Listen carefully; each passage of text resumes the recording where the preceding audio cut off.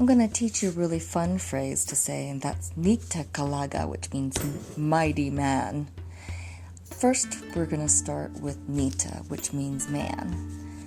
Nitah is pretty easy to do. You have one wedge going east, two of them side by side that's a little bit shorter, and then one that starts in the middle of the two wedges and goes toward the short east side again.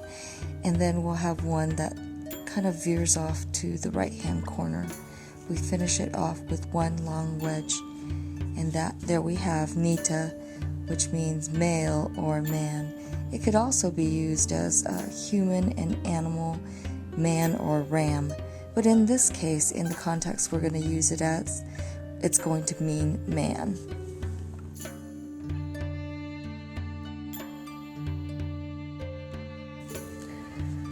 The next cuneiform sign we're going to learn is a lot of fun to say, and it's kalag. Kalag means to be strong or to be mighty. To create kalag, we're going to have one wedge that heads east again, and we're also going to have another one that comes straight down. We're going to meet the other wedges in kind of a box shape, but then we're going to create what looks like a house to the side.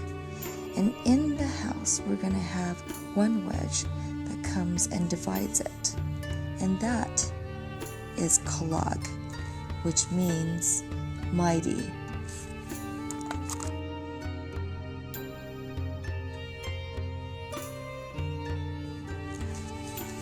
Our very last sign in this cuneiform phrase is called the ga.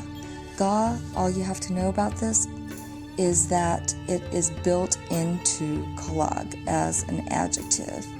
So we're not going to get into the linguistic technical aspects of it, except that we know that kalag.ga is often said together. So let's go ahead and create it. We'll create it by making 4 prongs the same way that you would start out with Lugal, the king, which we have learned in our previous lesson. Then we have a longer stemmed wedge, and then one that looks like it's slanting to the right hand corner. Again, we have 3 in the middle, and then we're going to close it off looking like a triangle. So there we have the ga. Now we're ready to put it all together.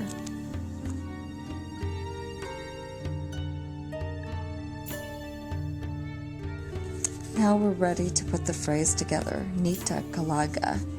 So to recap, nitah looks like this.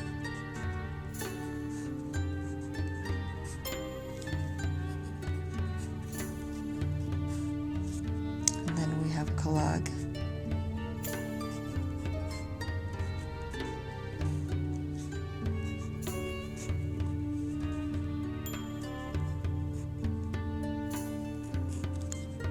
If you have trouble remembering kalag, it kind of looks like a mighty man in the middle lifting weights. And then ga, which is probably, I think, the hardest of the entire phrase.